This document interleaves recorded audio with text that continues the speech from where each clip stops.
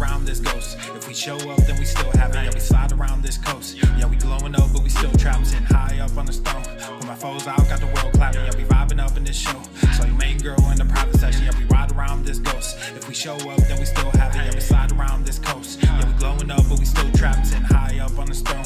When my foes out, got the world clapping. Yeah, we vibing up in this show. So your main girl in the private section. Yeah, glowing up, but we still trapped. That's how a nigga survives. Flowing out, got the crowd packed. Yeah, that's how a nigga provides. The following program is rated TV MANOC. It contains a big pair of nuts directly on your chin. It is intended only for mature audiences. Viewer discretion advised.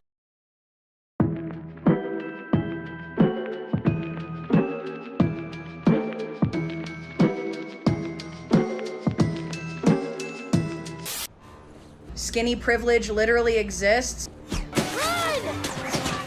Hold on to your tits. I'm perfectly healthy. Time for me to stuff some gains in your stocking. My ribs! And fat activism. Go fuck yourself. I'm sharing my own lived experience. Obesity is epidemic in the United States and a major cause of death. What is fat activism? I, a fat person, am sharing my own lived experience. Pizza is a vegetable. Your fat phobia is your problem. It is not my place as a smaller-bodied white man to comment on it. Radical body positivity. What can men do against such reckless hate? There's only one man who can help me. This is for you new people. I only have one rule. Everyone fights, no one quits. This day we fight!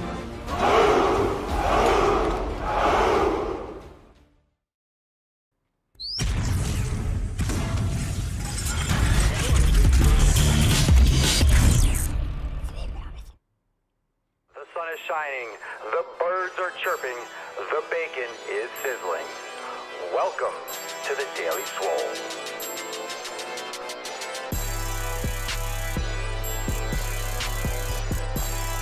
Testing. Testicles.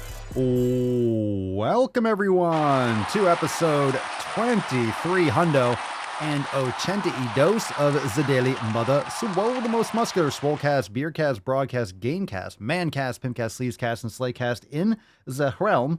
Because when I flex, you flex, we all flex our biceps. So what's going on, beaches, booshes, busters, hustlers, and your hoes? It's your boy, Papa Swolio, back with another episode. Today's episode, the Beastcast, is brought to you, is powered, is sponsored by Everest and K2 Flexing on all you beaches. The fucking Catalina wine mixer. All right, welcome to the show. Welcome to the Sunday Fun Day, Red, White, and Swole, the Sunday Fun Day Q&A-ness. We got a lot of questions today, so you can go ahead and drop them in the comments down below. Hashtag Ask Papa Swolio, and we will get to them in just a moment. We got to bust the nut open. We have a lot of people to introduce today. We got Lucky, what's up? Positive Charisma, Alex, how we doing? King Lion, TCAP, Dan, Loretta, Cerny, Jen, Nancy, Brandon, how are we doing? Welcome to the show. Let's get today's party started. Reminder, all the links are in the description and show notes down below to join the Swole fam over at swolenormousx.com. Also, make sure you hit the like button, subscribe, and leave us a 5-star review on Apple Podcast, Spotify, anywhere you bang your ear holes. Tomorrow is November. My goodness, tomorrow is November the 14th. And you know what that means? Tomorrow's Monday. Guess what that means, fam? Guess what that means? I mean, Swole Fam Accountability Meeting. Look at that nip. Hey-oh. Tomorrow, November the 14th at 12 noon Eastern time. Tomorrow we have our live call, so tomorrow's episode will be private for members only. Another reason to join the fam today. So we'll see you tomorrow at 12 noon. But for now, let's bust the nut open. Let's get into today's questions because I have a feeling sometimes the questions are a hot fucking mess. We got a lot of calls, and I think we are going to have some good live questions too. I have a good feeling that we're going to get some good questions today. So let's not waste any time. Let's summon the Falcon and get today's party started. Here we go. Falcon. Hello, Falcon. Let's go, bitches.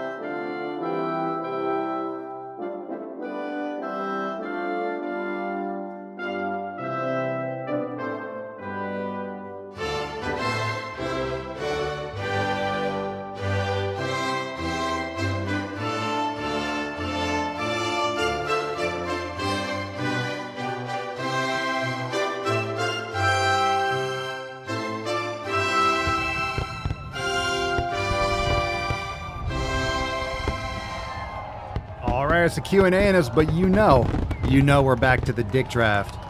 We're back to the dick draft, so drop that hashtag in the comments down below. Hashtag double D. Hashtag double D. The only thing that's appropriate for the day of the Red, White, and Swole, America Day, Beaches, drop down in the comments. Hashtag double D for a chance to win today's Swole card. Let's get today's episode started. This is a great post, a great comment here, Midnight Rider. So you could start by dropping your questions down below. Hashtag Ask Papa Swolio. Headed on a business trip for 6 days. Spent all morning cooking grass-fed steaks and ground beef, eggs, and sweet potatoes. Let's go. Fam, this is what it looks like. This is what proper preparation looks like. Yes, spent all morning, but guess what? Rather than just arriving wherever you are and just eating whatever's available, this is how you make sure that you get what nutrition that you need. This is how you make sure you have what you need, by preparing it. So now, and this is what I always did whenever I traveled. And guess what? I never had to worry about what am I going to eat? Where am I going to go? What restaurants are nearby? Whatever. I brought it with me. I knew I had it. It wasn't even a concern. It wasn't a variable. I knew I would have the food that I needed to stay on point. And that's it. That's like just reminder. It just takes it puts the effort ahead of time. You're just doing it now rather than when you arrive. And guess what? When you arrive, you're not going to find grass-fed. You're not going to find high-quality food, chances are. You're not going to have maybe a kitchen in your hotel room, wherever you are. So make sure you prepare ahead of time. Then you don't have to worry about where you're going to eat. You don't have to worry about what you're going to eat. You know what you're going to eat. You know you're going to have your food because you fucking packed it and you prepared. That's it. It's just preparation. If you know, if you bring the shit with you, you know you have it. And it makes it less stressful. You don't have to worry about staying on point. You know you're on point. You brought your shit. It's so simple, but a lot of people just don't understand that it's the preparation. You can get this all done ahead of time. Good for you. Let's see. TCAP, Papa Swolio. I'm working on getting healthier than Lizzo. Everyone's healthier. You can be fat and be Lizzo, healthy. by the way. I'm sorry, Lizzo, healthier than I will ever be. Everyone's healthier than Lizzo. You could literally throw a fucking rock into a crowd and hit someone that's healthier than Lizzo. And we're talking about a population that's like 90% overweight or obese. We're all healthier than Lizzo. Plus, we're all not Lizzo, so you get extra points for not being Lizzo. Should I be taking an Oreo supplement, to achieve this goal? Kidding, of course. Shout out to the Swole fam. If you want to be, man, to get healthier than Lizzo, you just drink pure high fructose corn syrup. To get healthier than Lizzo actually takes you in the right direction. Shout out to the Swole fam. All right, let's get into a first call. We got one from Avicii Grouper. All right, let's see. You're on the line. You're on the sleaziest sleazecast in Israel. Hello, Papa Swolio. Hello. I wanted to ask you about the movie The Game Changers. Talks about athletes like Arnold Schwarzenegger and some big athletes that are going vegan because of the effects on their fields of sports. They have some proven medical tests over there, and it seemed very convincing. Did you see the movie? We're glad to hear your opinion on it. Have a great one. Big fan from Israel. Hey, shout out to Israel. Actually, I have not seen the movie front to back. I don't watch propaganda when I can, when I have a choice. So no, I have not watched that beginning to end. It's just vegan propaganda, hardcore. Arnold made all his gains and got all his benefits from eating animal proteins. Most of the individuals in the film, as far as I'm aware, were meat eaters, and they were not at the top of their game anyway. I haven't heard of any of like the people in the film or the athletes that they were trying to showcase.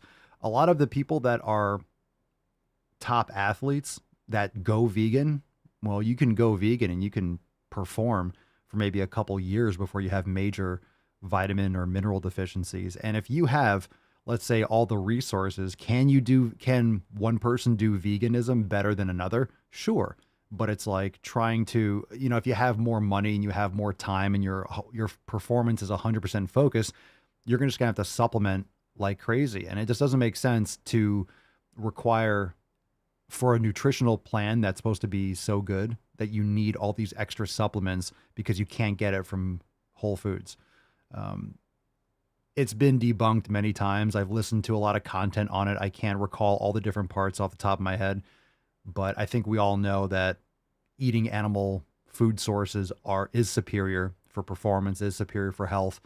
Everyone's going to be a little bit different with how much they consume and what other types of foods that might not cause them inflammation, but staying away from pesticides, eating high quality animal products. So a lot of times the vegan argument is you shouldn't be eating meat. Have you seen what feedlots look like? And have you seen all the misery for cows? And I'm not saying that concentrated feedlots. I think that factory farming is awful, but that doesn't mean that eating animal proteins or animal food sources is bad. So I don't think mass-produced, low-quality, poisoned animals that are slaughtered before they would naturally die anyway because they're crazily ridden with disease and inflammation from sucking down corn and soy and low-quality, government-subsidized grains, that's not a good option. But I do think that quality animal food sources are superior, tremendously superior, which is why top athletes eat animal foods. There's also this amazing ability for the human body to survive. So if you expose your body to any type of nutritional protocol, there's a reason why, there's a reason why people go keto or they do paleo or they do vegan or they do vegetarian or pescatarian. There's a reason why when people do these things, they don't just drop dead. The body will adapt. The body will do the best that it can to survive no matter what. And a lot of times these vitamin or mineral deficiencies can go months, if not years, wearing away someone's health, mental health, and physical health before maybe you have like a major health event. So the human body is designed and has evolved to survive, not necessarily to thrive. So this is why there are a lot of these little, I would say like Goldilocks periods, or like you have these little romantic periods when you switch and change your diet. You're going from eating garbage food to not eating garbage food. You're eating maybe plant sources, but you're not eating the standard American vegetable oil laden like sludge and fast food. So you feel this like improvement in your health temporarily, but long term, a lot of times these side effects or these negative aspects come to light. The only thing that I have a problem with, really, I don't care if you are a vegan, it doesn't matter. If you want to do that, then you do that. If you feel really, truly feel better and you're actually thriving, a lot of people are in denial. They think they're thriving, but they're not. They just might be thriving relative to what they were doing before. Plus, they've kind of formed their identity and their ideology. They've really formed their identity around eating plant foods, which that's the problem. If you are following these things because of an ideology, then you're sacrificing your health for these beliefs. And I feel like taking care of your body is the most important thing. So take care of yourself and navigate that appropriately. Let's see. Question, Will Beesing, is there a big difference between back squats and front squats, or is it just more of a preference for people? Yeah, huge difference. Back squats is definitely, it changes the center of gravity in a big way. Front squats is going to be more quad focused. Obviously, there's going to be a lot more focus on mobility in your wrists and your forearms and your thoracic spine. So in general, and my personal opinion, front squats are much safer because you can drop the weight much easier and bail out of a squat in that position. It's much more focused on the quads. I think front squats are fantastic. A lot of people just don't do them properly. In terms of back squats, I'm not a fan of low bar back squats. It's a lot more on the lower back, more kind of like on a hip hinge. You're better off just doing good mornings and other things, or RDLs, and then focusing on more quad focused squats, in my personal opinion. But there is front squats will get a lot more quad activation. Plus it takes a lot more off the lower back because you're able to stay more upright. My personal preference now is to use either a safety squat bar, but I have the transformer bar from Kabuki, which is fantastic. And it's like a safety squat bar, but you can change and adjust the position of the weight. So you can get a lot more creative, and you don't have to worry about, if you have like limited shoulder mobility, you should practice that, but it's a much more comfortable position to hold the bar in the front, and you can focus more on your lower body rather than putting pressure on your elbows. Because that's another thing. If you're squatting really heavy and you're doing a lot of squatting, it can be, I don't want to say detrimental, but it can definitely wear down or stress your wrist and your elbows over time, just because of if you're using proper form, it's still a lot of pressure on your upper body and your arms and your joints. Brandon from the Telegram chat, Papa Swolio, do you have any quick cues for That's QUE, but good one.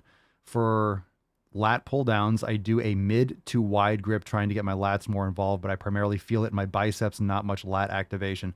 Yeah, most people doing pull downs, you're not really hitting your lats that much when you're doing a wide pull down. You're not. If you want to hit your lats more, you need to pull more from like a higher front angle. So I would go more for like a neutral grip, and I would either use a chest pad or like an incline bench, and you're pulling more. You ever see those like hammer strength where you're pulling down like this? This is a better angle for your lats, like this. So if you can adjust your row position, so you're pulling more like this and coming down, you can see how the lats will pull, and your upper arm will really only get to like the mid plane. Once you get further back and you pull all the way back, you're not getting your lats, you're getting more your teres major and your rhomboids. So you want to pull like from, I don't know what that angle is. What is that like? If this is 180 degrees, maybe you're pulling from like 160. If down is 0, 100, kind of like up here, pulling down. So more of like a neutral grip. You might also want to try like a single arm pull down. Did Dracula call into the Daily Swole? King Lion, Papa Swolio, I got sick last week from someone who went to the gym sick. That's fucking bullshit. I got better the next 2 days now. I'm sick again, worse. I haven't been sick in forever the last 2 years, and I don't know when to gym again. When you're feeling better, take care of yourself. That's all. I mean, you don't know when to gym again. You'll know. You'll know. You said you're sick again and you're worse, so get better. Take care of yourself. I hope you feel better soon. Drink plenty of water, eat well, get quality sleep, do the best that you can. You can maybe do some yoga or some meditation, some mobility and stretching and stuff at home. And then when you feel better, go back to the gym. You'll know. You'll know. Let's get a little tainty, man. Aww. You'll know. One of the things that's frustrating when you feel sick is that when you feel sick, you're like, how am I ever going to feel? You don't remember what it's like to feel good. How am I ever going to feel good again? I'm never going to feel good again. It just feels like time goes forever. It just feels like it takes a long time. I don't get sick often. Actually, like last week, I had, all of a sudden I had like a headache and I felt nauseous. I threw up and then I felt better. I had like some food poisoning. Apparently, I think some of the blackberries had some mold on it or something like that. I washed them and cleaned them. So I had like some kind of like mild food poisoning. But when I get sick for like a couple hours or like a day. I'll get sick bad and then it's gone. But I felt really bad. I felt like my head, and I just felt like a little bit nauseous. I'm like, what is going on? I couldn't figure out what I ate, but I think we kind of isolated it down. I think it was some blackberries that we got. But then I threw up and I felt so much better after. But it sucks to be sick. It sucks to feel sick. And that's the thing. When you have a healthy gut, you'll get better quicker. If you take care of your health on a regular basis, when you have these incidences, when you have these invaders or bacteria or mold or whatever it is, when you're on food, if you have some kind of like food poisoning, you'll recover faster. You're just in a better situation to repair faster.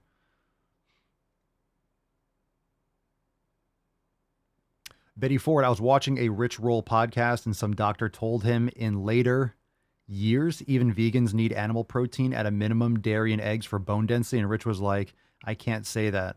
Oh, because of his ideology? Because you become like this plant-based guy. That's the problem. Same thing with fat acceptance. You start losing weight and all of a sudden your audience hates you. You're like, you're betraying us. So you can't actually take care of your health.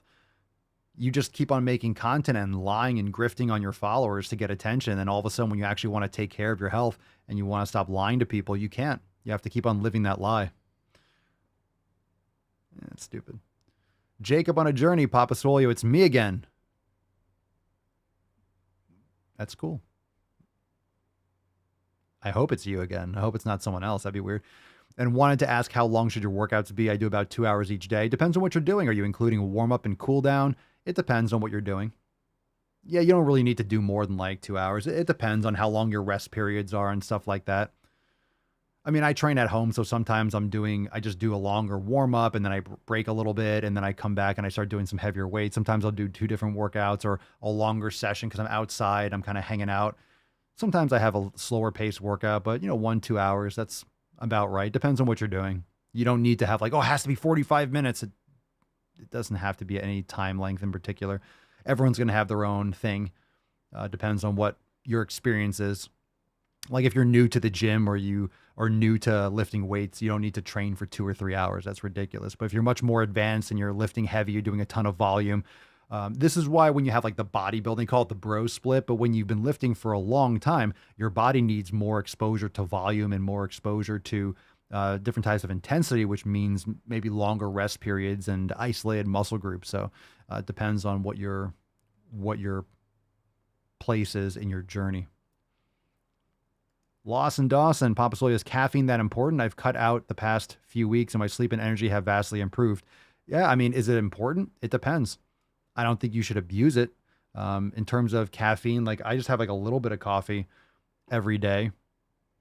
Sometimes we don't have it, but you're totally fine not drinking it. I mean, if you have it, you should have quality coffee. You want to have organic and you want to make sure you're getting, high quality coffee. But if you have issues with sleep, you should be cutting it out. But I don't drink coffee anywhere between like 10 to 12 hours of when I go to sleep. So I'm usually done around now. Like when we're done with the show, I'll be done with the coffee like 12, 1 o'clock. And then I'll go to sleep at like 9, 10 o'clock at night. So if you are drinking caffeine, you should avoid drinking caffeine. You shouldn't be drinking any caffeine pretty much after, like if you're going to sleep at a normal time, 9, 10 o'clock, you shouldn't be drinking after noon. Like after 12 noon. You shouldn't be drinking like, that's an approximate.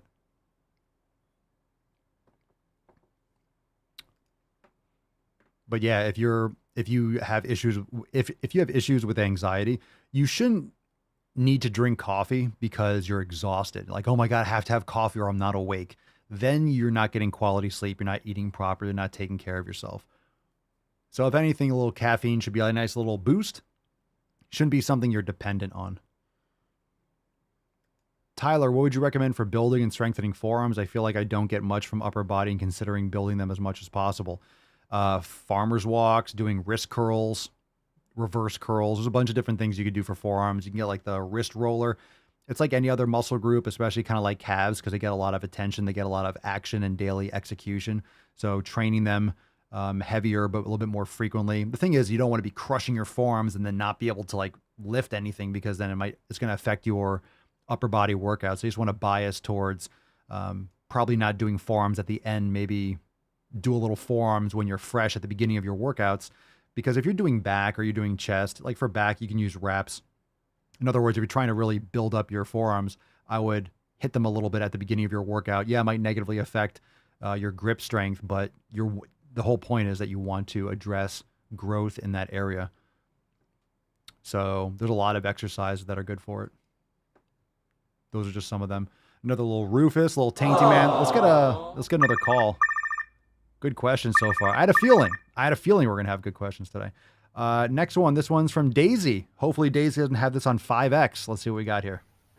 Hi, Papa. Good morning. My name is Daisy, and I have a question about my training. I've been doing the same kind of exercises.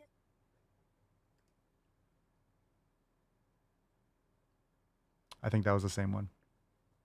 Let's see if this Philip one. I think I forgot. Maybe I added some ones. I think I added.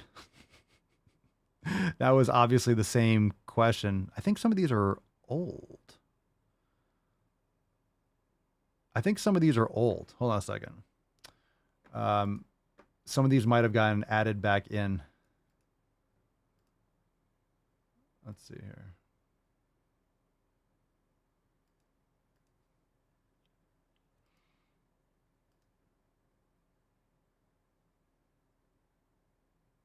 Yeah, I'm not going to do that one. I'm going to delete those. All right, let's see.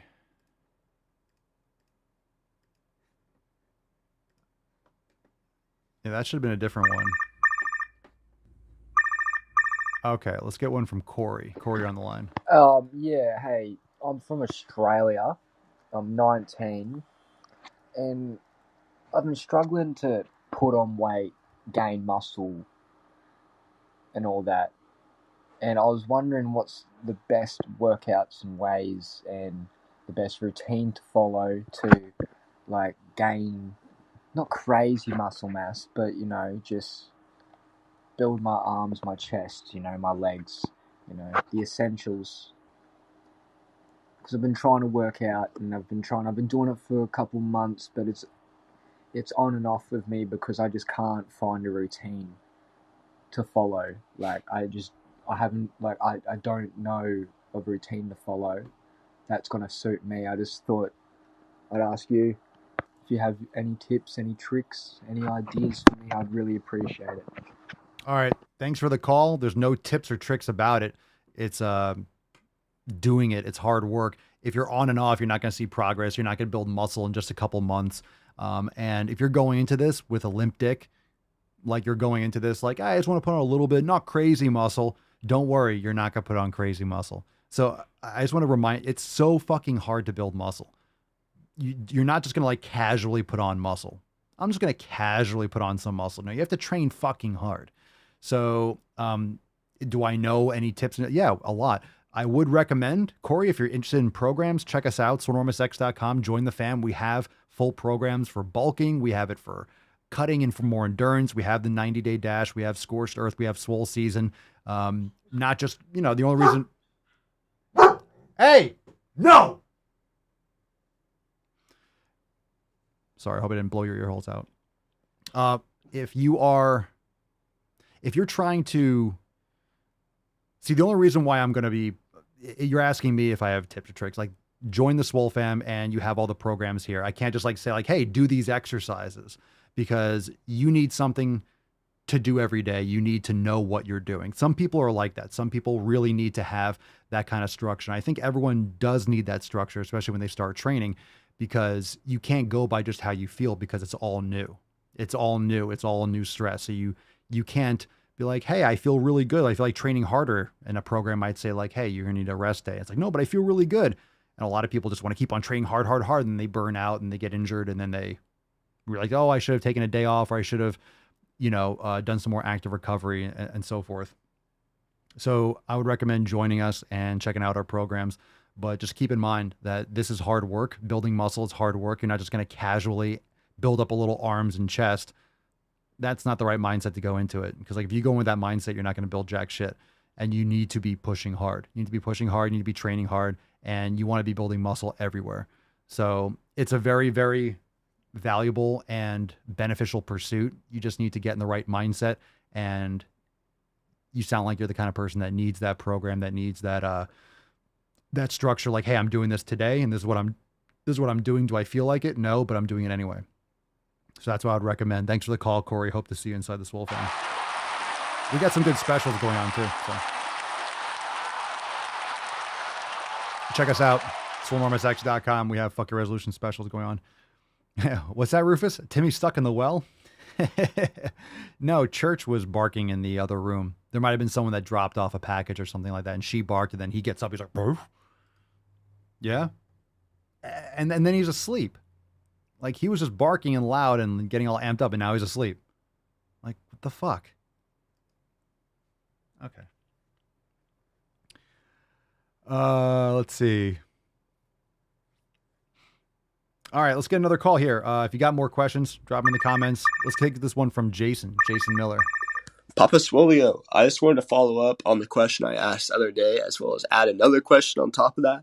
As far as my vitamins and minerals go, I just take a fish oil pill, a multivitamin, and creatine monohydrate. Now that I look at the label a little bit more now, the multivitamin is definitely lacking in vitamin D and magnesium, so I'll probably be adding those in. But I was wondering if you had any thoughts on ashwagandha use. There's been some jokes about it on TikTok, that kind of thing recently, and I looked into it a little bit. My therapist says there's pretty good chance I've got chronic anxiety, as well as many people in my family have it. So that was the main thing. I just thought about it for stress reduction, that kind of thing. But I just wonder if you had any thoughts on it. Thank you once again. Thanks for the follow-up, Jason. I know nothing about ashwagandha. I don't take it. I think that's just unnecessary, whatever the heck benefits are purported from that. If you have anxiety, I would stay off the caffeine. I would be meditating. I would be getting as much sun as possible. I don't know where you live, but vitamin D is definitely beneficial. Sunlight is very good for stress and anxiety. Meditation's fantastic. Sauna is fantastic. Cold plunging, cold therapy is fantastic for stress and anxiety. But mindfulness, meditation, very important also. Also magnesium. Magnesium deficiencies can also lead to anxiety or stress. Like magnesium can actually help you be more relaxed. But I would look into what kind of magnesium. I don't know what kind of magnesium I don't know what I said last time, but I would make sure you're checking out magnesium malate or magnesium glycinate. Those are the ones that I use personally. All right, let's take another call. Let's take another call. Let's see. Luis, you're on the Swole. Luis, you're a go. Hi, Papa Swolio from Puerto Rico. My name is Luis.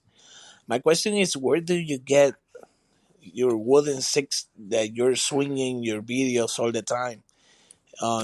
They are custom made, or you just buy them online, or it's a local store or something?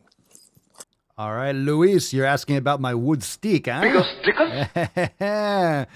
You want a wood stick too, don't you? You want a wood stick? You like my wood? You like my wood? It's thick, isn't it? It's thick. Yeah. I get them from Body Mind Fit. Peter over there is fantastic, and they are custom made, but they're not necessarily. You can get them personalized. You can get them branded. They're unique. They're one of a kind, each one. But I didn't have these like contracted, like make one like this. No, these are. He makes them. They're fantastic. So highly recommend getting into any kind of club swing. Just make sure you start off light. A lot of people think, hey, I can lift heavy weights, so let me get 10, 15 pounds. Nope.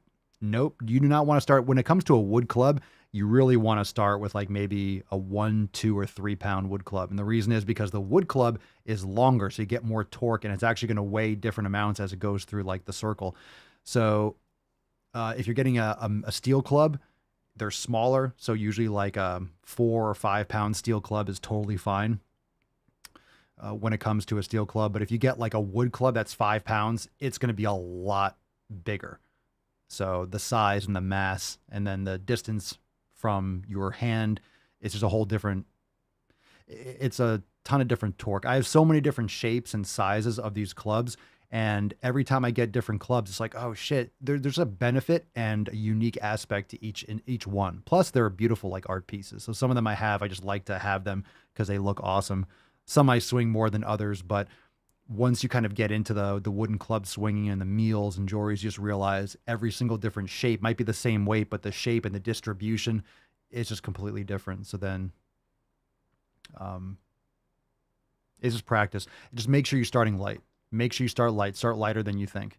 And if you have any questions, you could always, in terms of poundage, you can always submit another question or send them an email when you're on the site. And if you have any questions about what you're purchasing. The only thing is the wood club, some of them need a little bit more care. Like if it's walnut wood, you have to condition them and oil them once in a while. And they can crack sometimes, depending on what kind of climate you're sending them to and what time of year it is. So they can heat up and get little cracks. But you can use super glue or wood glue and seal them off. And, they are a little bit more pricey because they're made out of wood and they're handmade. So, but totally worth it. Like these are the kind of things, like I look at this stuff as I'll buy this. I'm going to have these things forever. They're awesome. All right. Good question. Is another one? I thought we did this one already. What's the date today? 13th.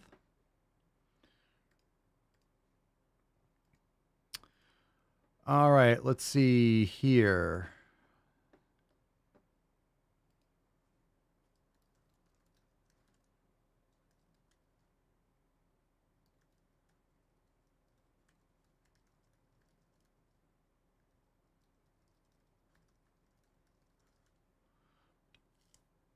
Okay, let's do a couple more. Let's opt for live questions. Let's go in from Heidi.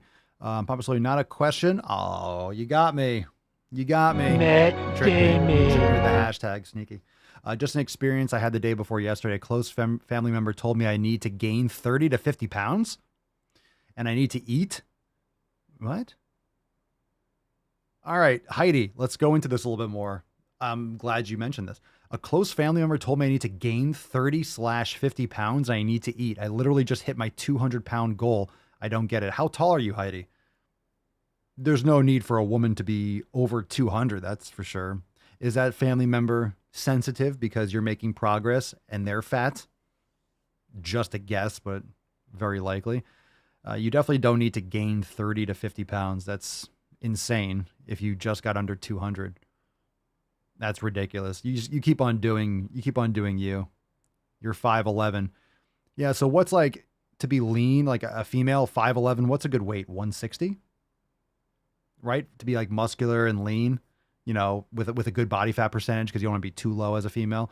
What do you think? What is that? I'm just guessing. Right? Like 160 or something like that. I'm not saying you have to be 160, but that might be like a long-term thing that you're looking at. Whatever. Anyway. Let's see. She is 5'3" in the same clothing size as me. Oh, so she's 8 inches shorter and she's 5'3". Yeah, so she's thick with 2 C's. She's thick. You need to gain 30 or 50 pounds. Yeah, she's jealous. She's jealous. It's easier. You're not going to get shit, or no one's talking shit that's doing better than you. All right. So if someone's talking shit, they're doing worse than you. So just keep that in mind. You could feel some pity for them, but, a close family member, maybe they're not so close anymore. Or you meant close, like, a direct relative, but maybe you're not, maybe you just don't spend that much time with that person because they sound toxic. Okay. Happy to follow up with that too. Let's see. Danny, what's up, DC? Is it okay to split up the superset exercise in Swole season into individual exercises, or is it necessary to keep them as supersets? You mean you have to be more specific. I don't like, I mean, I know I wrote the program, but I don't have it like in my head. So if you need a little bit more rest between the sets, if you need like 30 seconds or a minute, that's fine. That's fine. Like, adjust as necessary. You can always progress. Like it depends on what the exercise are. If they're opposing muscle groups, going back to back is pretty badass. But if you want to focus a little bit more on maximizing your strength output, you can rest longer. Like the rest periods are always adjustable. And that's one of those acute variables that you have the freedom to play with. So I would adjust and see what works best for you. I'd have to see the workout and see what exercise you're referring to. Steven Crabtree, Papa Swole, I've been wasting or wearing. I'm assuming you mean wearing the Vibram 5-finger shoes for about 8 months now. And I love them. My question is, can it do more harm than good, wearing them for a long period of time on concrete floors? It certainly can when you're not ready for it. Yeah, you can definitely get stress fractures or aches and pains in your joints if you have only been wearing them. 8 months is not a long time for transitioning to more barefoot. Just keep that in mind. So if you're wearing them for long periods, what you can do is you could wear them. Like if you just start wearing them on concrete and you feel fine, then you feel fine. But you could always wear them, take them off, swap into different shoes, and progress over time. So if you're wearing them and you're wearing them on hard surfaces, like you should be transitioning slowly. If you're going from wearing sneakers and you want a barefoot run, you should be doing it on sand or on grass. You should be doing them on soft surfaces. I don't recommend people put on Vibrams and then go running in the street. Like that's not a good idea. So if you're wearing them on harder surfaces, just wear them for a little bit, half an hour, take them off. And then eventually over time, you increase the length. If you start to feel aches or like start to feel a little bit fatiguing, take them off, like any other kind of exercise. But just remember the joints, the ligaments, the tendons in your feet. There are many, many joints and tendons and bones in your feet. They're not used to this kind of stress. So they need a lot more time than just regular muscle development. They don't get the same kind of blood flow that regular soft muscle tissue does. So it takes more time for those tendons and joints in your feet to gain, to adapt. Just be careful. 8 months is not a long time. So be careful with that. And strengthen your feet, right? Make sure you're doing like toe exercises, crunching your toes, opening them, practicing yoga, doing exercise. You can get these little balance beams and like open up your feet and these little like tennis balls and lacrosse balls or golf balls and allow your feet and your bones to open up. You can go on and get like correct toes and wear toe spreaders at home and stuff like that. There are a lot of different strategies to build up that kind of integrity in your feet.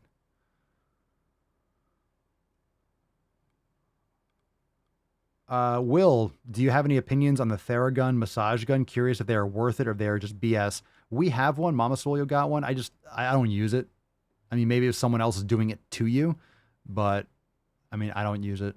So I don't really have a lot of experience, but I had one. I tried to, and it just didn't really feel good to me. Didn't really feel like it was doing anything. I'd prefer to foam roll or get an actual massage. One of the things when you're doing something yourself, like you're use the gun, is that you're not really as relaxed as you think you are. You really want to psychologically and neurologically relax. That's why a foam roller is much more effective, in my opinion, when you're just like, or having someone else do it to you, where you can just completely psychologically relax. When you're actually creating the tension and you're in like more of like a sympathetic, a heightened state. You're not really relaxing as much as you probably should be. Like anything else, getting like you scratching yourself or someone else giving you a scratch, it feels better.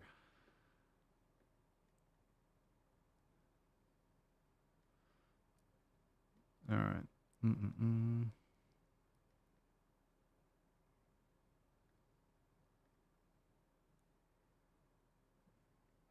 Let's see here. Let's see. Brandon, are you going to bring Mama Swolio on at all? I've been a member for like 4 or 5 months. I've never seen her. No plans. No plans. But she's been on the she's been on the roundtables now and again. So we have some roundtables where we had the whole Swole fam in there with Mama and Papa Swolio. But no, we don't do any. I don't bring her on the show, do like videos and stuff like that. Keep her in the kitchen. Keep her in the kitchen.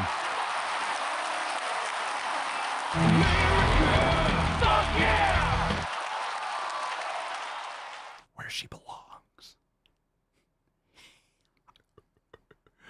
All right.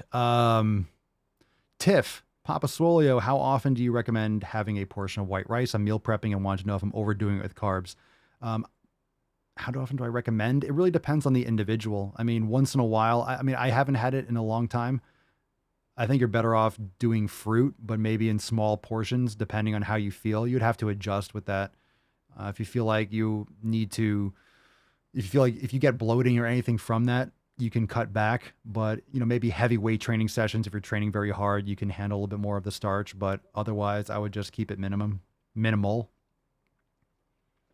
So in terms of recommended, I mean, I used to have sweet potatoes and white rice much more frequently with like every meal, and I just do the fruits for the most part.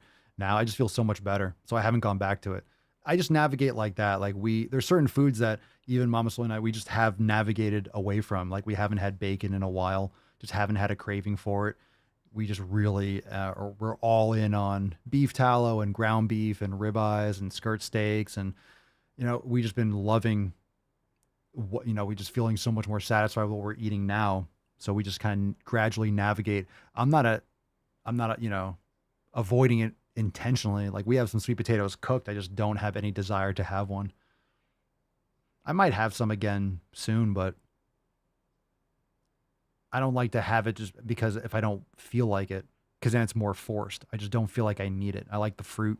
I like meat and fruit. I just feel good. And for me, if I'm not feeling like having it, then I don't think I should. No real drive to have it, but you need to play around with that. You need to play around and see what feels best for you. A lot of times people should be adjusting in terms of like body fat percentage or energy levels. You know, if you're having, the foundation should be like your proteins and your fats, and then you can play around with the carbohydrates, like what type of fruits, how much fruit you like, or sweet potatoes or white rice, and you can kind of sprinkle that in. I think that should be like the variable where you adjust and see what works best for you. Heidi, she's a direct relative. It just made me think how there are so many people willing to derail you when you better yourself. It's why I brought it up. It's certainly annoying. Thank you, Papa. Yeah, that's brutal. Especially when they're close to you, a direct relative. Of course they want to derail you because you're making progress and they're jealous and they're self-conscious that they're still stubby and fat and not making progress. You're hitting goals and you're looking amazing. They're like, you should gain 30 or 50 pounds. Why the fuck would anyone say that? That's retarded. Doesn't make any sense. Oh, you lost a lot of weight? Oh, you're looking really good. You should gain 50 pounds. I'd be like, you should shut your fucking mouth. Not just now, but you're eating a lot of garbage, obviously. Too many things going in and out of that person's face hole.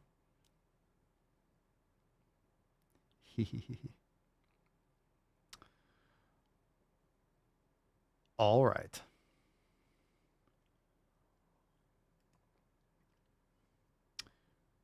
Matt the Great, my 2-year-old just woke up and is watching the Man Cast with me. Let's go.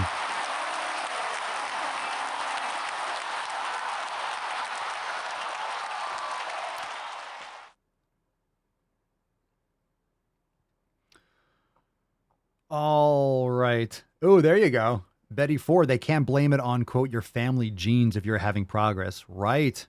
Right. Oh, it's just like I'm just fat because everyone in my family's fat. Oh, except for Heidi. Oh, for Heidi's making positive changes. You mean changing lifestyle habits? You mean changing the input will change the output? Oh no. Oh no. Oh no. You're taking away their excuses. That's definitely part of it, especially if it's a close family member. And I think that's a little bit different than if it's a close friend. If it's a family member, it's like you're coming from the same gene pool. And then people lose their justification for staying the same. It's much easier for people to stay the same. It's much easier for people to blame extenuating circumstances, but my genetics, but your fucking garbage habits. Like, why is Heidi making progress and you're not? It's because you are not doing what Heidi's doing. You would think that your relative Heidi would be, Heidi, has she asked what you're doing?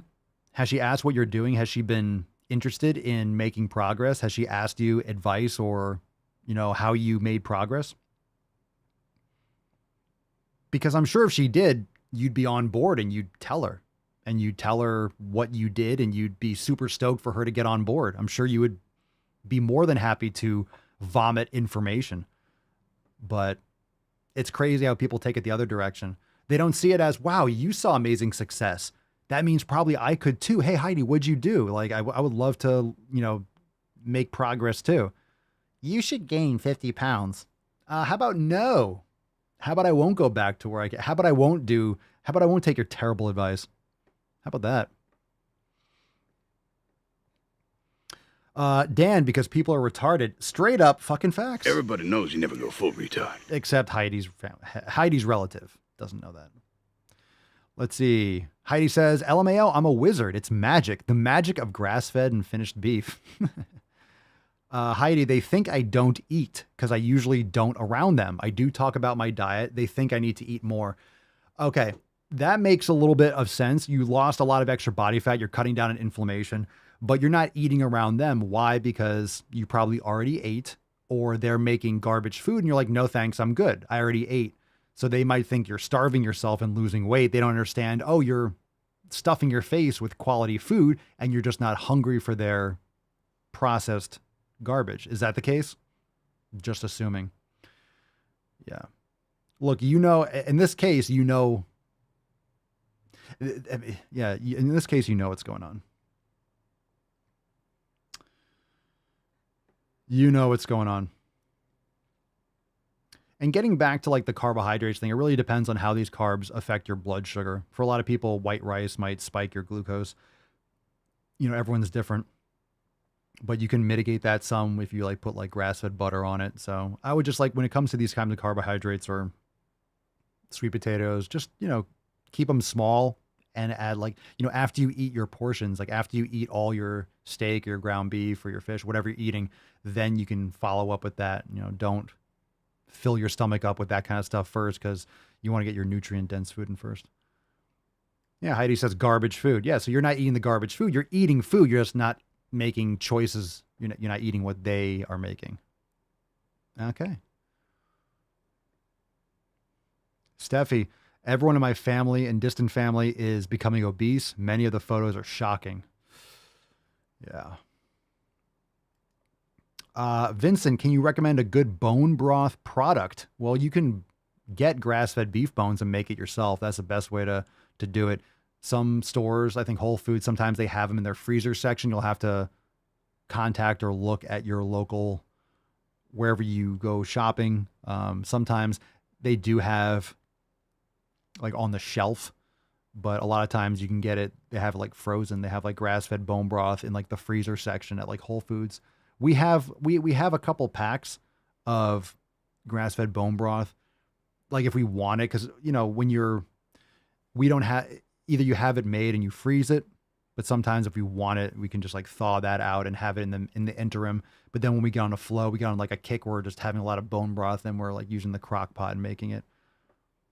So I would recommend making it yourself, but you can also, depending on what stores are near you or where you live, you can look online. You can also order it on Amazon and stuff like that too. But in terms of like the value, like how much you're getting, like obviously it's going to be cheaper long term if you're making it yourself in a crock pot.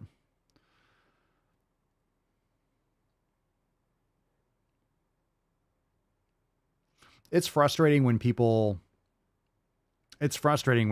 give you shit. I think it's even more frustrating. The reason is because these are people that you would expect that would support you. These are people that you want that positive feedback from because they're close to you. And then when they kind of stab you in the back or they give like a snide comment, you're like, oh, because it disappoints you too. It's not what you want to hear. And I think it's also like that feeling of, oh, it's like almost Shakespearean, right? It's like, et tu, Brute? It's like, you too? You're going to stay, you too? Really? I had high hopes for you. I thought you would be more supportive. I thought you would be, and a lot of times when people say congratulations, they're full of shit. They're saying congratulations is because it's like something that you say, but they don't mean it.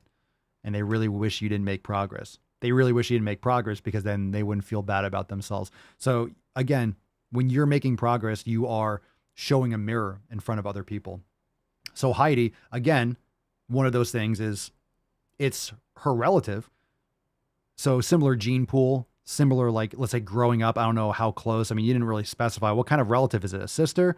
Maybe you don't want to specify. It's up to you. But it's,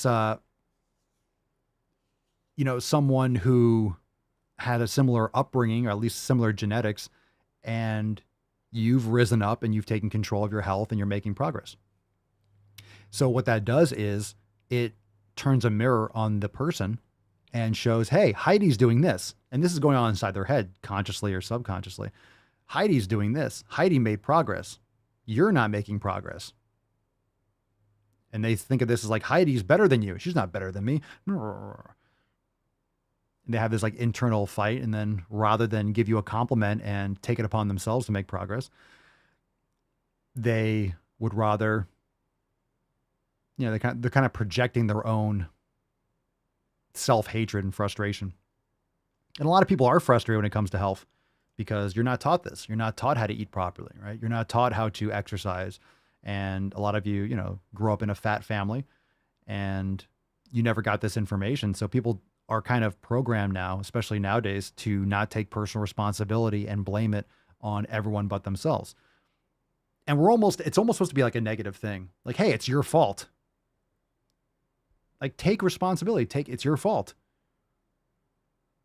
It's your fault from this point on, at least, right? Like what you did growing up, what your parents taught you and what your parents fed you. You're 6 years old. If you're fat when you're 8, it's not your fault. Like you're just eating what your parents gave you. Okay. So it's your fault to a point. But what I'm saying is once you have this information, once you hear it, once you come across my podcast, you start hearing this stuff and you're exposed to it. If you have cognitive dissonance, if you just want to I don't want to believe it, then it's your fault moving forward. So whenever you come across this information, it's your fault moving forward. It's your responsibility now. You can't change the past. So whether or not it was your active fault in the past or whether it wasn't, depending on the situation, does it really matter?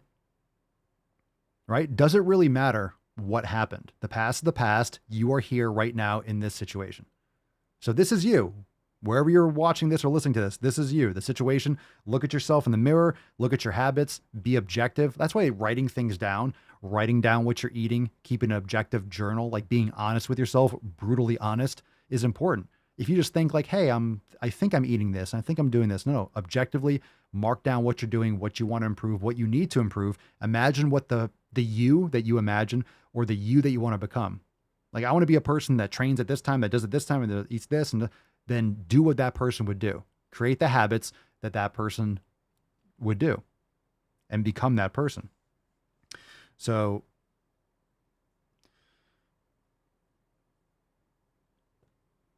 It's your responsibility moving forward. So a lot of people don't want to take responsibility, and then it's really your fault.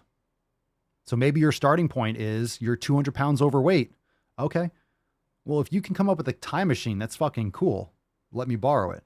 So we can all go back and change bad decisions, because we all have them. We all have things we regret. Come on, if you had a fucking time machine, you can go back and make all these different choices. Poof, there's how many, who knows? Like, it's not even worth worrying about because it's in the past. Like, everyone has a decision that you would go back and make a different choice. Like, hey, if I could go back in time, I would have done this. This is cool. Hindsight's 2020, the famous sayings. It's like, doesn't even matter. So it's not even worth having regrets or worrying about the past. Like, it is what it is. If you're 200 pounds overweight and you're 55 years old, okay, well, what are you going to do now? From this point on, your state is going to be your fault at 56. From 55 to, maybe this is your starting point. Fine. Start now. 57, 58, 59. Like, it's your responsibility. If you kept doing the same shit from 55 to 59, then it's your fucking fault. Like, wherever you went from 55 to 59, whether it's worse or the same or no change, then it's your responsibility. What have you been doing from that time period? That's your responsibility. Yeah, that's what Cerny said. Quit looking back. You're not going that way. Like, it doesn't matter, right? So point being, maybe you weren't raised properly. Who really was raised properly? So you weren't taught that stuff. You're not taught in school. That would be nice. That would be nice if you were actually educated on these things, if we were all educated. I didn't figure this shit out. I'm still figuring shit out. I'm still learning. Everyone's still learning. You should learn until you die. But, you know, I wasn't eating the way I am now 6 years ago. I wish I was doing what I'm doing now. 20 years ago. I wish I was doing yoga when I first started. I wish I got into mace and steel club and all this stuff a long time ago. Civilization's been doing this for thousands of years. I wish I did that earlier. I wish I got into a lot of stuff earlier. But at the same time, whatever I did led me to here, and I'm grateful for that. So now I'm adjusting. And when I learn something, when I expose myself to new information, like, hey, it'd be really much better for me if I ate this or if I did this way, then guess what I do? I do this that way and I try it. And if it works better, awesome. I added something else. That's the journey. That's what it's called. It doesn't mean you're going to be perfect. There is no perfect. So stop trying to be perfect. Stop trying to compare yourself to me or to anyone else. Like, if you're comparing yourself, if Heidi's comparing herself to her sister, someone with very similar genetics, so I'll just go with that. And you didn't say it, but I'm just going to assume, or I'm just going to make it up, or Heidi's relative. It's like, don't compare yourself to sad and depressing people. Don't compare yourself to people that are doing worse off than you. Don't compare yourself to anyone, but, try to emulate the person you want to become. So forget about the haters or people that give you shit. Anyone that's giving you shit is doing worse off than you. That's why they're giving you shit. No one that's really successful is doing a lot better is like talking shit about you. Like, oh, yeah, you want to lose weight? Like, I'm not. Like, you're making progress and I'm making progress, right? Like, I'm not going to be sitting here like talking down to someone who's making progress. Like, no, that's great. Keep on going. No one that's doing better than you is talking shit. They're worried about their own thing and they've been there. They understand the progress and the process. It's only people that are doing worse than you. It's only people that are just slacking and not wanting to change. They're trying to drag you down. TCAP, I've only done this for 19 months. Still new to all this stuff. I've been doing it for like 20 years and I'm still new. You always still feel new. If you're doing it right, you always feel new. If you're doing it right, you always kind of feel new. You always want to have that, it's that famous, martial arts statement, right? White belt mentality. You're always trying to absorb shit. Doesn't mean you don't have expertise, you don't have a lot of experience, but James, same, just started with clubs. My shoulders haven't felt this good since before my rotator cuff tear. I know, right? And all the stuff that I do for my knees and my knee health, it's like, fuck, all those years of this nagging, tendonitis in the side of my knee and shit that's like gone now. Fuck, I wish I was doing all this stuff a long time ago. Well, I'm doing it now. I'm doing it now.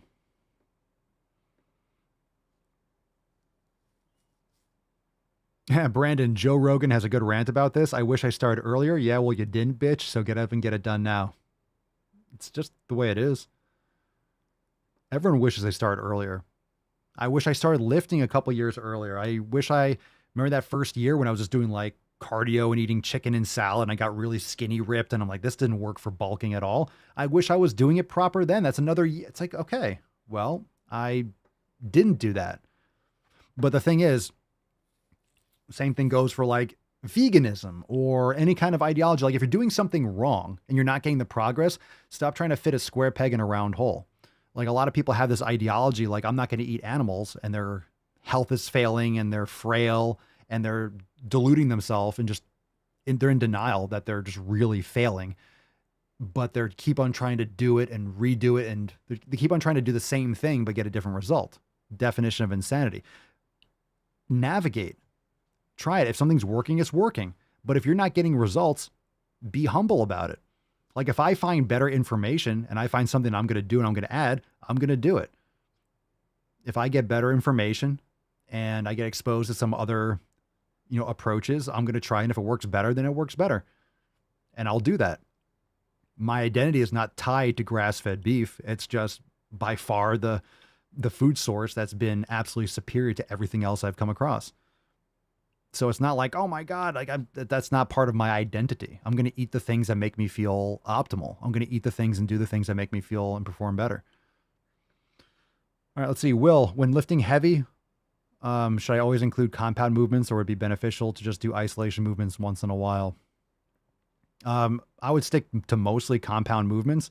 Isolation movements can be beneficial. I mean, in terms of like bicep curls or tricep extensions, like certain things are only going to be isolation, like a lot of shoulder work is isolation for the most part. So isolation movements are fine. I mean, don't believe any of this bullshit where it's like never do isolation. That stuff's nonsense. There's a lot of different programs, a lot of different protocols. It really depends on what your weak points are and what you're trying to bring up. Like if there's certain body parts that you're trying to bring up, then train them first, train them earlier. Like if you're trying to bring up your posterior deltoid, don't always do them. Like don't do body parts at the end of your workout that you're trying to prioritize. Like, hey, these body parts are lagging, so you're always doing biceps and triceps last. Or like, hey, my calves are lagging, so you're always doing calves at the end of a workout. It's like, no, prioritize, do that stuff first, train it more frequently, build up that foundation, train them harder, like do it when you're fresh, put more effort into those and bring them up. So some exercise, some body parts just need more need more targeting. So if you need to target those areas, then target them. Yeah, Matt the Great, Mark Twain once said, never let schooling get in the way of education. Well, a lot more people need to hear that quote. Ain't that the damn truth? School is one of the worst things for education, which is unfortunate. It's a complete mindfuck, right? It's one of the worst things. I've learned so much more outside of school. School does not teach you how to learn. It teaches you what to learn and teaches you what to answer, spit it back, multiple choice, or answer this to get a correct answer. It's pretty fucked up for the most part. Freddie, I have a club now for shoulder health. My left rotator cuff is tight and clicks and cracks due to it being tight after an injury. Is it still worth doing, since when doing it, the shoulder clicks? Does it hurt? Sometimes you'll get clicking and cracking. I mean, usually your body will tell you when something's not good. So if it's painful, you might want to address that. Are you doing dead hangs and things like that? Clicks and cracks, like when you're doing mobility, sometimes you have to break through some of the stuff and break through some of the scar tissue, as long as you're medically cleared to do it. But clicks and cracks, I mean, you have to work through some of these things oftentimes. Like sometimes dead hangs, you'll feel like, a crunch or cracking, but if there's no pain, usually with the body, usually no pain, no problem. And if you have like an injury or rotator cuff injury, that's tendon, that's ligaments, you might have some scar tissue in there that might be like tight or making some sounds or have some friction. But a lot of times when you open it up, it'll be a lot better. So just keep that in mind. Dead hangs are fantastic for the shoulders. If you don't do those, I would add them personally. Yeah, usually if it's like clicking, like boom, ow, and something's hurt, then something's going on. But if it's like click, click, like my ankle clicks, I can make it click and snap whenever I want. It doesn't cause any pain. It's been doing that for years. Like I'm not worried. The shoulder doesn't hurt, but want to make sure, since I don't want long-term issues. Well, your shoulder's not going to be making noise and all of a sudden it starts hurting. Like it's not really how it works. It would be uncomfortable from the start. You would notice it. You would know it. You would know it if it was like a problem. Like when there's friction or something that's like, an issue, you would know like something doesn't feel right. If you're like, oh, it just clicks and makes cracks, but it doesn't hurt and feels, then there's probably your answer. As long as you're cleared for it. I don't know if you've had therapy and stuff like that. Yeah, unschooling. And that's one of the hardest things. You have to unlearn. You have to unlearn a lot of these things. And this is why, like, think about the paradigm and what we're talking about, you know, in terms of like navigating and, you know, educating yourself and teaching yourself how to eat properly, in terms of like testing foods and seeing what works best for your body. That's not what the medical community, that's not what school will tell you. It's like, oh, you have to eat these things, standard American diet, make sure you're getting this amount of calories. You know, same thing with like archaic concepts in terms of lifting. There's a lot of like individualized attention and customization that you can approach. Lifestyle habits, a lot of the things that are best for your body and best for your health are the opposite of what the mainstream and what the government and what all these, like, you know, essentially evil corporations and institutions will tell you. They're just disconnected, and nothing that is being spewed out there is really in your best interest. It's just to maximize a profit or to cover someone's ass. So it's really important to understand that you have sovereignty and you have control over the choices that you make. And a lot of people never had control. They never understood what control was. Again, and you're programmed in school just to answer. Do as you're told. Raise your hand. You know, answer this answer, otherwise you're wrong. Like, say back to me, like repeat after me. That's what school is. So you're raised to be a slave your entire life. You're raised not how to think, but what to think. So you come out and then you go into the workforce and you just do as you're told, and the government says something and government daddy says something, and they, you know, big food or pharmaceutical tells you something, and, you know, eat this, do this, don't do that. That's bad. Meat's bad. No, meat's good. No, this bad and this good. Like, you can think for yourself, by the way. You can think for yourself, and a lot more people are waking up to that. And once you start applying these principles and you realize how good you can feel, it starts unraveling like an onion. It just started unraveling, like the ball of string just gets unraveled, and you realize how much shit is just a big fucking lie. How much of the stuff you've been told your entire life is complete nonsense. Then you start learning more and researching more, and you realize how these things came about. You realize how fallible humans are and how many are just corrupt, lying pieces of shit that manipulated, you know, all these agencies and corporations and the government to, you know, get fame and attention because of human fucking ego, and ends up causing hundreds and hundreds of thousands, not millions of people to die and to suffer from poor nutrition and from preventable disease. There's a lot of issues. And then you start getting pissed off, and then you start a podcast and you fucking rant for 2,382 episodes. Kind of it, right? So it gets to the point where, like, you just can't fucking take it anymore. You got to rant online for 6 or 7 years straight. All right. All right. Let's see here. Heather, when schools first started, most parents did not want their children going because they didn't want to trust the government to teach them what they needed to know. Only took a couple generations. Well, that's the thing, right? That's the thing. You brainwash 1 or 2 generations, and then you don't know anything different. That's why it's important. That's why revisionist history is so evil. They're trying to change the past. That way, the actual truth is lost. That's why history is so important. And I never, you know, up until the last few years, you know, when I started learning on my own, wasn't really interested in history. And then you realize how important history is. You're like, oh, you see patterns. Humans haven't changed. So you see these patterns, and these cycles of how humans think and how these terrible atrocities and, you know, mob mentalities and things can happen. And you just realize, oh, it's just the same thing happening again. It's just a cycle. It happens again and again and again. Humans haven't changed. Technology has improved, but humans, we haven't changed. We have not. We have not. Betty Ford, I went back to finish my degree a few years ago, and every class was focused on gender. I learned nothing I can use in real life, but I have a degree. No wonder young college kids are all screwed up. Facts. And they're $100,000 or $150,000 in debt, and they have useless information that can't be taught. And this is why inflation is such a problem. When you're adding bullshit money to the money supply, and all these institutions and universities are adding these bullshit jobs. Like, if you give people these degrees, you have to create these diversity and inclusion and equity fucking boards and divisions and areas. So you're just adding jobs, you're fluffing up tuition, you're adding all this bloat to corporations that's worthless. It actually decreases productivity. It decreases the quality of the hires because now you're hiring based on race rather than merit. It's just a whole fucking mess. It's a whole fucking mess, but we can keep on going on and on and on. Time for this fucking swole card, beaches. It's good old America, by the way.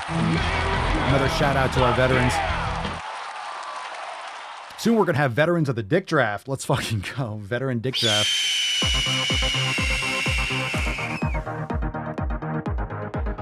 Let's send this purple people eater.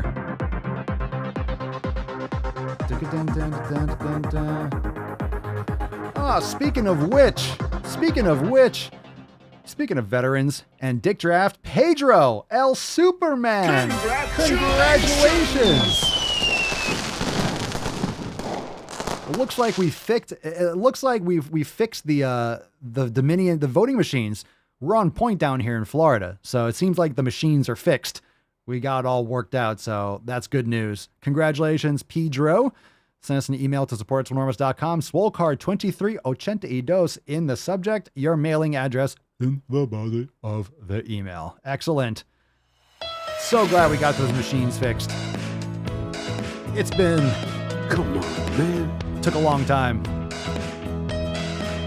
Had to go down to South America and, you know, that old chestnut. How dare you? The attacks on me, quite frankly, are attacks on science. You got it, brother. Let's take a soundboard request. If you got a soundboard request, Pedro, happy to oblige. And by the way, tomorrow, I should have mentioned this before we hit the close, but you guys all know. Most of you are members. Tomorrow, 12 noon Eastern Time, accountability meeting, 12 noon. So it'll be a private episode. Don't miss out. Tomorrow, 12 noon Eastern Time. Inconceivable! I am the danger. So why don't you make like a tree and get out of here? This is Marjorie Stewart Baxter. Another example of cake gender would be if someone feels like they have different layers or flavors to their particular gender. Oh, little tainted man. We hold these truths to be self-evident. All men and women created by you know the Ooh, antidepressant. Take a step back. I got you, fam. First, take a big step back and literally fuck your own face! Cerny wants a little antidepressant. We got that. No medication except my fucking antidepressants. No, that's probably one of the best underrated soundboards.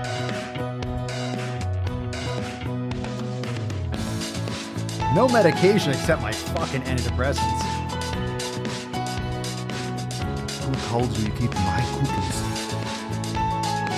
Who told you to eat my cookies? Put the cookies down now. Now. I like to caress rusty spoons. Good Q&A today, fam. Oh, there are already women here today. Are there any women here today?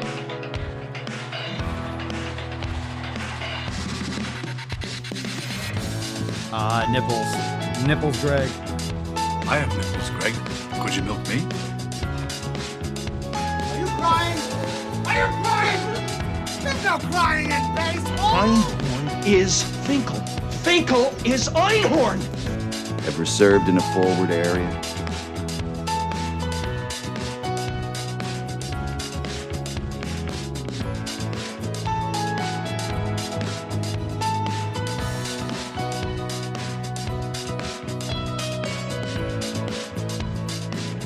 Yow.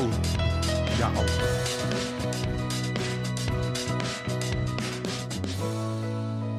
Undefeated. It's getting hard to get out in time. Every time I'm like catching the lip, it's like I'm really have to get down there. All right, let's rack this up.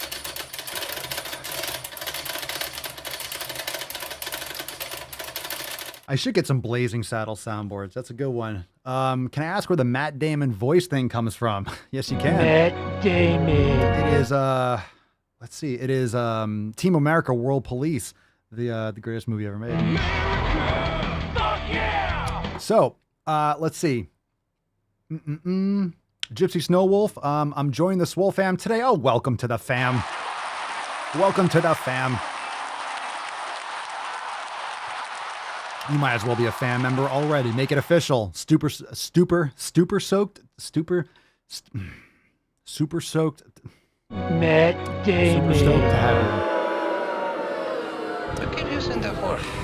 I don't think Miss White is talking Today, Junior. Welcome to the fam. All right, so tomorrow, 12 noon Eastern time. Thank you so much for being here. You can catch up now on the previous last week's Red, White, and Swole episodes. We'll have some more coming up this week. Let's see. Papaswolio.com, new apparel drops. We talked about that this past week. Now that we're kind of closing out, just a reminder to get your orders in now. That way you have it in for Thanksgiving and for the holiday season. We got Depth Vader. We have Santa Has Diabetes. Fuck Your Peppermint Mocha. Frosty the Swole Man, go to the fucking gym. Your Swole One, Mr. Grinch. Santa Swolio's coming to town. Swole Alone. Happy Thanksgiving, fam. That's fucking...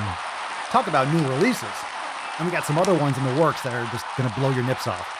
Nips are going to be blown off. If you have nips, enjoy them while you have them because they're going to be gone real soon. Anyway, tomorrow we'll see you for the accountability meeting at 12 noon. You'll see the button when you log in. And of course, I'll Swole text you, but you'll see the button right on your homepage. You log into your account and you'll see the button right there. You can join on the call. Private member Q&A. We got some awesome Swole fan posts. We'll talk about some new releases. Maybe we'll have some more apparel releases and stuff. But we are coming up on the Swole New Year party where we'll have major new releases. So awesome stuff as always. Best way to start the week. See you tomorrow at 12 noon. Peace, McGee's, Deuce, Magoose, your boy, Papa Swolio. Ow. Crazy flow, need a straight jacket. Cash flow, I'm a bank addict. 6 subs, had the bass smacking. 808s, had the place packing. 3 girls is enough for me, so I pull out like the stock crashing. Like an IPO, trying to purchase me. This a private sector, so you can't have it.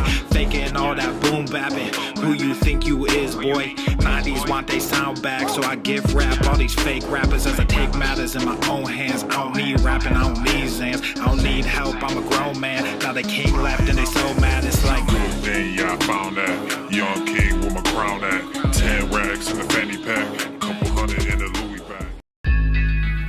That's a bag that you made. That's a bag that you made. That's a bag that you laid. What kind of game is you playing? We go hard in the paint you. What the fuck is you saying? I only go where they pay. What kind of game is you playing? Yeah, whoa, my shit is relevant. Our topic, my melanin is popping. I'm taking skeletons out closets and making new deposits. I'm in my